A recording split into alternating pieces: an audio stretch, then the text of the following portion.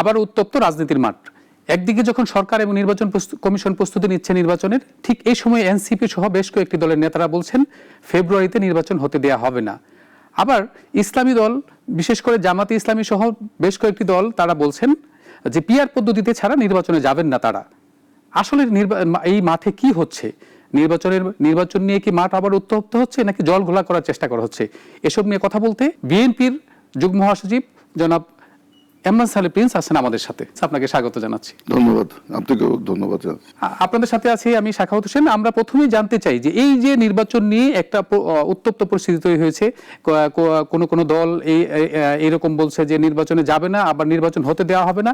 এই অবস্থায় জনাব এমরান সালে প্রিন্স, বিএনপির মতো একটি বড় দল কি ভাবছে নির্বাচন নিয়ে? গত 15 বছর আওয়ামী ফ্যাসিবাদের বিরুদ্ধে যে আমরা লড়াই সংগ্রাম করেছি, আমাদের মুখ্য দাবি ছিল একটি অবাধ, নিরপেক্ষ, সুষ্ঠু নির্বাচন এবং একটি নির্দলীয় সরকারের অধীনে সেটা হতে হবে, যে নির্বাচনের মধ্য দিয়ে জনগণ তার জনপ্রতিনিধি নির্বাচিত করবে এবং জনপ্রতিনিধিত্বশীল সরকার প্রতিষ্ঠা হবে এবং গণতন্ত্র ফিরে আসবে। তো আমরা এখনো সেই দাবিতে অটল। আপনি বলেছেন যে নির্বাচন নিয়ে কি ভাবছে। আপনারা দেখেছেন যে এই ফ্যাসিবাদ বিরোধী যে গণ অভ্যুত্থানটি হয়ে গেল, গণ অভ্যুত্থানের পর ফ্যাসিবাদী হাসিনার পদত্যাগ এবং দেশ ছেড়ে পালিয়ে যাওয়া, তারপরে অন্তর্বর্তীকালীন সরকার দায়িত্ব নেওয়া, সেই সরকারকে আমরা পর্যাপ্ত সময় দিয়েছি, যে যৌক্তিক সময় আমরা দিতে চেয়েছি যাতে সরকার নির্বাচনের জন্য যে সংস্কারগুলো করা প্রয়োজন সেগুলো করে একটা দেশকে নির্বাচনী ট্রেনে তারা উঠাতে পারে। দীর্ঘ প্রায় 1 বছর বিভিন্ন বিষয় নিয়ে আলোচনা হয়েছে, টানাপোড়েন হয়েছে, এর মধ্য দিয়ে একটা জায়গায় আমরা পৌঁছেছি। জুলাই সনদ আপনার সেখানে একটা মোটামুটি প্রণয়ন করা হয়েছে, চূড়ান্ত পর্যায়ে রয়েছে এবং জুলাই ঘোষণাপত্র ইতিমধ্যেই সেটা ঘোষিত হয়েছে এবং নির্বাচনের তারিখও একটা টাইম ফ্রেম ঘোষণা করা হয়েছে। আগামী ফেব্রুয়ারিতে, অর্থাৎ রোজার আগে নির্বাচন হবে। জনগণ এই নির্বাচনের জন্য মুখিয়ে আছে। জনগণের দল হচ্ছে বিএনপি, সেই দল অবশ্যই নির্বাচন চায়। নির্বাচনের মধ্য দিয়ে জনগণের যে সার্বভৌমত্ব, দেশের যে একটা গণ আকাঙ্ক্ষা মানুষের, সেটা প্রতিষ্ঠিত করাটাই বিএনপির লক্ষ্য। আমরা একটা বিষয় খেয়াল করেছি, জুলাই সনদ যখন ঘোষণা হলো সেই জায়গাটা থেকে কিন্তু সাধারণ মানুষ বলছে যে এখানে আমরা আসলে কি পেলাম, মানে এই যে 1 বছর পরে একটা সনদ ঘোষণা করলো, সেখানে কি এই জায়গাটা থেকে বিএনপি মনে করে যে জুলাই সনদে যা ঘোষণা হয়েছে এটা ঠিক আছে? এটা হচ্ছে জুলাই সনদ, মানে জুলাইয়ের গত বছর 2024 সালের যে ছাত্র গণ অভ্যুত্থানটা হয়ে গেল জুলাই আগস্টে, সেটার সনদ হচ্ছে সেটা। এখানে আমাদের সংবিধানের 4th তফসিলে স্বাধীনতার ঘোষণাপত্র সেখানে সন্নিবেশিত রয়েছে। সেই ঘোষণাপত্রে 52 ভাষা আন্দোলনের কথা আছে, মহান স্বাধীনতা যুদ্ধের ঘোষণার কথা আছে, স্বাধীনতার কথা আছে এবং সেটা হলো স্বাধীনতা যুদ্ধ। আর এবং সেটা 71-এর পর যে আপনার সংবিধানটা রচিত হয়েছিল সেখানেই সেটা কিন্তু সন্নিবেশিত আছে। এটাকে নতুন করে আবার এখানে আনার কোনো প্রয়োজন নেই। তবে হ্যাঁ, আমরা জুলাই সনদে জুলাইয়ের যে আকাঙ্ক্ষা, এই গণ অভ্যুত্থানের যে আকাঙ্ক্ষা, সেটাই কিন্তু প্রতিফলিত হয়েছে। সেখানেও স্বাধীনতার কথা আছে, সেখানেও কিন্তু জনগণের আকাঙ্ক্ষার কথা আছে, যেগুলো আমরা অতীতে বাস্তবায়ন করতে পারিনি। এখন আমাদের সুযোগ এসছে সেগুলো বাস্তবায়ন করার। সেই কারণে জুলাই যে সনদ, সেটা জুলাইয়ের গণ অভ্যুত্থান ভিত্তিক সে সনদটা হয়েছে। এইটার সাথে মুক্তিযুদ্ধকে আমরা কখনোই মেলাইন করতে চাই না, এক করতে। মুক্তিযুদ্ধ এবং স্বাধীনতা, এটা হচ্ছে আমাদের এই বাংলাদেশি জাতির মানে গোড়াপত্তনের যে বিষয়, সেটা তো তখনই ফয়সালা হয়েছে। এটার সাথে আপনার 90-এর গণ অভ্যুত্থান কিংবা 24-এর যে ছাত্র গণ অভ্যুত্থান, এটাকে কখনোই মিলানো যাবে না। তবে মুক্তিযুদ্ধ হচ্ছে আমাদের মানে প্রেরণা, আর এই 90 এবং 24 এটা হলো আমাদের আকাঙ্ক্ষা। তা মুক্তিযুদ্ধের জায়গায় মুক্তিযুদ্ধ থাকবে, মুক্তিযুদ্ধের যে চেতনা, তার আলোকেই কিন্তু আপনার 90-এর গণ অভ্যুত্থান হয়েছে। মুক্তিযুদ্ধের যে প্রেরণা, তার আলোকেই কিন্তু আপনার 24-এর গণ অভ্যুত্থান হয়েছে। না, আমরা বলি যে এটাকে 24-এর আন্দোলনটাকে বলা হয় যে স্বাধীনতা রক্ষার আন্দোলন। মানে স্বাধীনতাকে আবারও আমরা যে অবস্থায় একটা মাঝখানে যে 15 বছর 16 বছর 20 বছর যে স্বৈর শাসনের একটা কথা বলি আমরা, সেইখান থেকে মুক্তির একটা পথ তৈরি করার একটা আমরা কথা বলি যে এই আন্দোলনের মাধ্যমে। তো আমি একটু যে আরেকটা বিষয় নিয়ে একটা কথা বলতে চাই।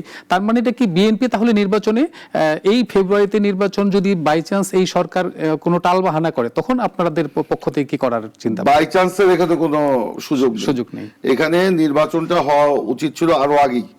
এই যে ধরেন সংস্কার, আমরা বলেছি সরকারকে আমরা যৌক্তিক সময় দিতে চেয়েছি, যৌক্তিক সময়টা নিশ্চয়ই 6 মাসের বেশি হওয়া উচিত ছিল না। কিন্তু হ্যাঁ, অবশ্য অন্তর্বর্তীকালীন সরকার একটা ফ্যাসিবাদের পতনের পর যখন দায়িত্ব নিয়েছে তখন তাদের অনেক প্রতিকূলতা সম্মুখীন হতে হয়েছে, এবং আমরা এই সরকারকে সর্বান্তকরণে আমরা সমর্থন দিয়েছি, সহযোগিতাও করেছি। কিন্তু তারপরেও এটা 6 মাস যাওয়া উচিত ছিল না। যে সংস্কারগুলো হওয়া প্রয়োজন ছিল, সরাসরি রাজনৈতিক দলগুলোর সাথে সরকার যদি আলোচনা করতেন তাহলে সেই আলোচনা 3-4 মাসের মধ্যেই ফয়সালা হয়ে যেত। কিন্তু এটা একটা দীর্ঘসূত্রিতা এবং একটা আমলাতান্ত্রিক জটিলতার মতোই একটা জটিলতার মধ্যে এই সংস্কারের প্রক্রিয়াটা ফেলে দেওয়া হয়েছে। তারপরেও আমরা এটা মেনে নিয়েছি, আমরা এখানে অংশগ্রহণ করেছি। এখন আমরা যেই আমাদের সাথে যদি এইটা আলোচনা করা হতো, রাজনৈতিক দলগুলোর সাথে যদি আলোচনা করা হতো আগে, এই কমিশন গঠন করার আগে, তখন তাহলে আমরা কিন্তু আমাদের মতো প্রস্তাব দিয়ে আমরা জিনিসটাকে 3-4 মাসের মধ্যেই আমরা একটা ফয়সলা করে নির্বাচনের দিকে ধাবিত হতে পারতাম। এখন বাংলাদেশে ধরেন এই যে ফ্যাসিবাদ যে মুক্ত হয়েছে, ফ্যাসিবাদের পর বিশাল যে জনগণের একটা প্রত্যাশা, এই প্রত্যাশা তো এই অন্তর্বর্তীকালীন সরকার বাস্তবায়ন করতে পারবে না। প্রত্যাশাটা বাস্তবায়ন করতে হবে জনগণের নির্বাচিত প্রতিনিধিদের, এবং গণতান্ত্রিক যে সিস্টেম, এই সিস্টেমে নির্বাচনের কোনো বিকল্প নেই যত দ্রুত সম্ভব।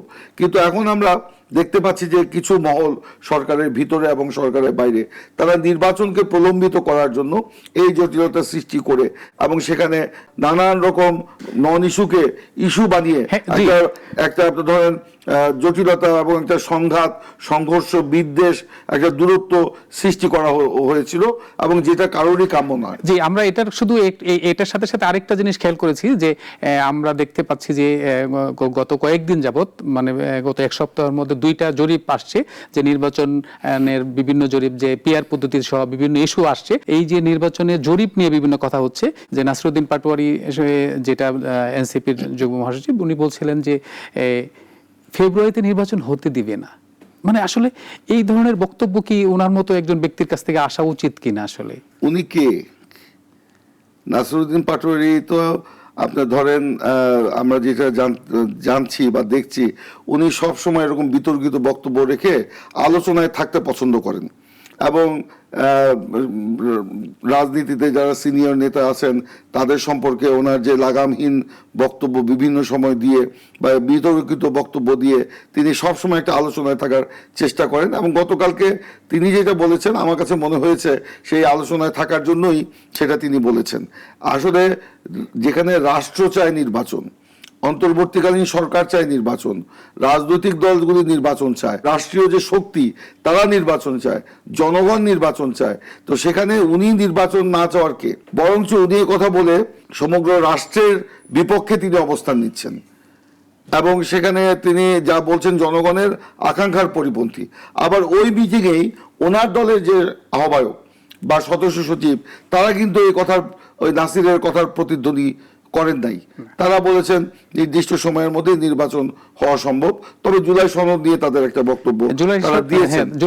আমি যেটা বলতে চাই যে নাসিরউদ্দিন পাটোয়ারি আসলে উনি নিজেকে সবসময় আপনার যে বিতর্কিত বক্তব্য দিয়ে আলোচনায় থাকতে পছন্দ করেন, এই জন্য জনগণ ওনার নামের আগে আবার একটা শব্দ যোগ করে দেয়। এটা আমি এই ফোরামে বলতে চাই না। তবে যাদের আপনার নির্বাচন হলে যাদের অবস্থান ঠিক থাকবে না, তাদের অবস্থান কোথায় যাবে এটা নিজেরাও তারা জানে না, সেই কারণে তারা তো চাবেই নির্বাচন না হোক, একটা এনার্কি সৃষ্টি হোক, একটা জটিলতা সৃষ্টি হোক, একটা বিশৃঙ্খলার সৃষ্টি হোক।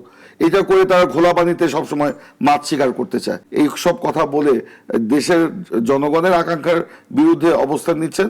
জনগণই ঠিক করবেন তাদের অবস্থান কি হবে। তো আপনি যেটা বলছিলেন যে ঠিক আছে, আমরা একটু আগে বলছিলাম যে এই যে বিভিন্ন সংগঠনের পক্ষ থেকেও আমরা খেয়াল করেছি যে পিআর পদ্ধতির একটা, যেমন সুজন গতকালকে একটা সংবাদ সম্মেলন করে বলেছেন যে 73% মানুষ এই দেশের পিআর পদ্ধতির পক্ষে। আসলে কি আপনাদের এটা মনে হয় কখনো? আবার দেখলাম যে আরেকটা জরিপে দেখলাম যে বলছে যে এই দেশে 48% মানুষ এখনো সিদ্ধান্তহীনতায় ভুগছেন যে আসলে তারা ভোট কাকে দিবেন, আর মাত্র 12% মানুষ সিদ্ধান্ত নিয়েছে যে বিএনপি কে ভোট দেবে, যেখানে জামাতকে দেখানো হয়েছে 10% মানুষ আর এনসিপি কে দেখানো হয়েছে 2%। আসলে এগুলো দেখানো হচ্ছে নাকি এগুলা কি দেখেন বিতর্ক তৈরি করা? আপনি দেখেন এই নির্বাচন এখনো অনেক দূরে, ফেব্রুয়ারি মাসে। এত আগে জরিপ এটা কখনো কোনো দেশে হয় না, আমাদের দেশেই এটা সম্ভব। আপনি দেখেন ভারতে নির্বাচনের আগে যে জরিপ পরিচালনা করা হয়েছিল, পরবর্তীতে জনগণ সেই জরিপকারীদের বিরুদ্ধে কিভাবে আপনার রুখে দাঁড়িয়েছিল। সেই জরিপে তো আপনার কংগ্রেস বলেন কিংবা যে সিপিএম বলেন কিংবা অন্যান্য যে রাজনৈতিক দল আছে তাদেরকে তো কোনো অবস্থানই দেওয়া হয়নি সেই সব জরিপে। কিন্তু পরবর্তীতে কি দেখা গেল, তারা তো সেই জরিপকে অনেক পিছনে ফেলে তারা অনেক ভালো করেছে। তো এই জরিপগুলো এই নির্বাচনের এত আগে করা মানে এটার উদ্দেশ্যমূলক এবং এটা এখানে কিন্তু আছে। তো আমরা বলতে চাই এটার সাথে বাস্তবতার কোনো মিল নাই। জি জি, আপনি যেমন বলছেন 73% মানুষ নাকি পিয়ার পদ্ধতি, এই 73% মানুষের সাথে তো আমাদেরও যোগাযোগ হয়। সাধারণ মানুষের সাথে ওঠা বসা, তারা তো পিয়ার কি সেটা তো তারা জানে না, যে এটাকে কিভাবে সমর্থন করবে। যে এটা নিয়ে আমাদেরও অনেক মনে প্রশ্ন আছে। পিয়ার পদ্ধতি কিংবা এই যে জরিপগুলোর সাথে সাধারণ মানুষের কোনো সম্পর্ক আছে, আদৌ আছে কিনা? আপনি দেখেন, আমরা তো রাজনীতি করি তৃণমূল পর্যায় থেকে জাতীয় পর্যায় পর্যন্ত। সাধারণ মানুষের সাথে ওঠা বসা তো আমাদের আছে। সেখানে সাধারণ মানুষ তো পিয়ার পদ্ধতি কি তারা বোঝেই না। তো সেখানে কিভাবে 73% সাধারণ মানুষ আপনার পিয়ার পদ্ধতির পক্ষে কথা বলবে? কিংবা বলা হচ্ছে বিএনপির অবস্থান এখন 12%। আমরা তো এটা মানে বুঝি না, এটা তো বাস্তবতার সাথে একেবারেই মানে মিলে না।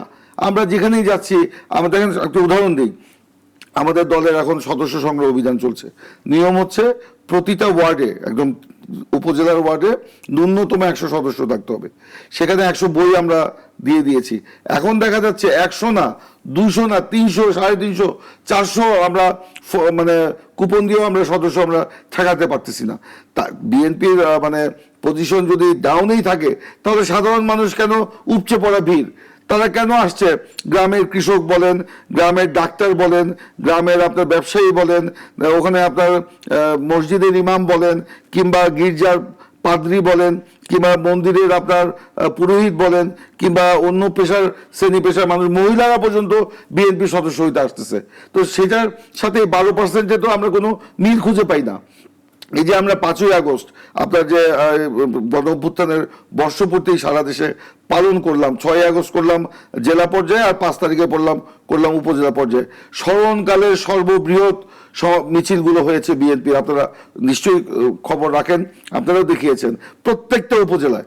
তো আমাদের অবস্থান যদি নিম্নমুখী হয়, তাহলে এই মানুষগুলো কেন আসছে আমাদের সাথে? এই গেল একটা বিষয়। আরেকটি বিষয় যেটা আপনি প্রশ্ন করেছেন যে তাহলে এই জরিপগুলো কেন হচ্ছে, এগুলো আমার কাছে মনে হচ্ছে একটা রাজনৈতিক উদ্দেশ্য প্রণোদিত। তাদের নিজস্ব কোনো এজেন্ডা আছে। এই যে সুজন, আমরা বিনয়ের সাথে বলি, সুজন গণতন্ত্রের জন্য অনেক কাজ করেছে, এখনো করছে। সুজন নিজেই তো আপনার এই পিআরের প্রমোটার। তো তারা তো 73% দেখাতেই পারে। এই জরিপগুলো কারা করছে? তাদের কোনো নিজস্ব এজেন্ডা আছে কিনা সেটা তো আমাদেরকে বুঝতে হবে।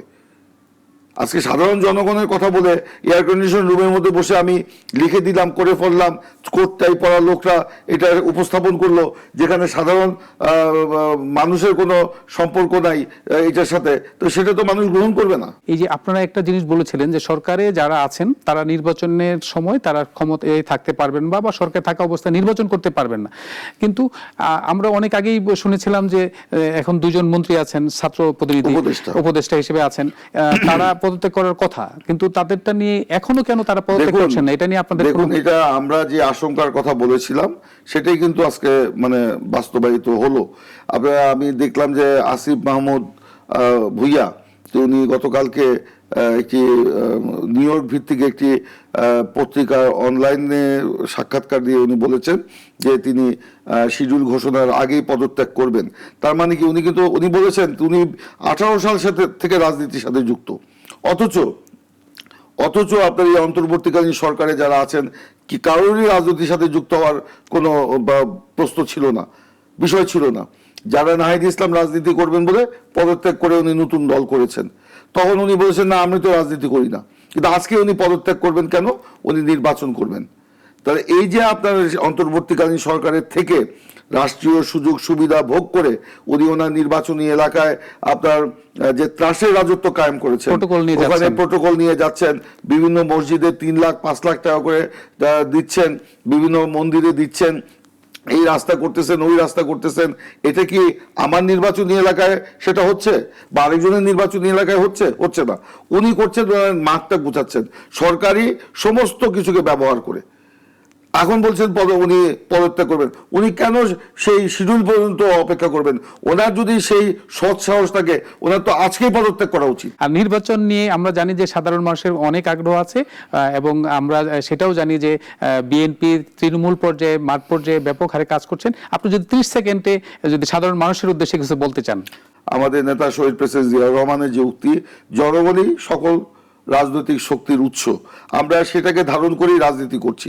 জনগণের অধিকার প্রতিষ্ঠার জন্য আমরা 15 বছর আন্দোলন করেছি, সংগ্রাম করেছি, ফ্যাসিবাদের বিরুদ্ধে, আমরা নির্দয় আচরণের বিরুদ্ধে আমরা লড়াই করেছি, জেল খেটেছি। আমাদের নেত্রী বেগম খালেদা জিয়া জেল খেটেছেন। আমাদের কারো ব্যক্তিগত বিষয় নিয়ে আমরা জেল খাটি নেই। শেখ হাসিনার সাথে বা আওয়ামী লীগের সাথে আমাদের জমি জমা দলিলপত্র নিয়ে কোনো সমস্যা নেই। রাষ্ট্রের যে জনগণের অধিকার, রাষ্ট্রের যে চরিত্র, এটাকে ফিরিয়ে আনার জন্যই আমাদের আন্দোলন ছিল। এখনো আমরা জনগণের জন্য আন্দোলন করছি। জুলাই ছাত্র গণ অভ্যুত্থানের যে আকাঙ্ক্ষা, আমরা এটাকে বাস্তবায়ন করতে চাই। একটি বৈষম্যহীন, একটি সাম্য, মানবিক, গণতান্ত্রিক রাষ্ট্র আমরা প্রতিষ্ঠা করতে চাই। জনগণের কল্যাণে আমরা কাজ করতে চাই এবং মানুষকে সাথে নিয়ে আমরা সেই কাজটি করতে চাই। আমরা আগামী নির্বাচনে সেই বার্তা নিয়ে জনগণের সামনে আমরা উপস্থিত হচ্ছি। ইতিমধ্যে আমাদের নেতা তারেক রহমান, তিনি আগামী নির্বাচনের পরে বিএনপি সরকারের জনকল্যাণে যে কর্মসূচি, যেমন ধরেন সকল নাগরিকের জন্য বিনামূল্যে আপনার চিকিৎসা, প্রত্যেক কৃষকের জন্য একটি ফসলের উৎপাদনের সমস্ত খরচ রাষ্ট্র থেকে দেওয়া, প্রত্যেক অভাবী পরিবারের জন্য আপনার পল্লী রেশনিং, চাল ডাল তেল অথবা নগদ অর্থে তাদেরকে সহযোগিতা করা, বেকারদের বেকার ভাতা দেওয়া, এটা শুধুমাত্র আমাদের কাগজে কলমের বিষয় নয়, এটা আমরা জাতির সামনে অঙ্গীকার করেছি। এই অঙ্গীকারের সাথে আমাদের এই যে রাষ্ট্র সংস্কারের যে অঙ্গীকার, এই যে জুলাই আগস্টের গণ অভ্যুত্থানের যে আকাঙ্ক্ষা, এটা বাস্তবায়নের অঙ্গীকার করেই আমরা নির্বাচনে অবতীর্ণ হচ্ছি। আপনারা সকলে ধানের শীষে ভোট দিবেন এবং এই দেশ গড়ার সুযোগ আপনারাও নেবেন, আমাদেরকেও দেবেন। প্রিয় দর্শক, এই মুহূর্তে আজকে সংবাদ বিশ্লেষণ এখানে শেষ করছি। দেখা হবে আগামীতে নতুন কোনো অতিথির সাথে।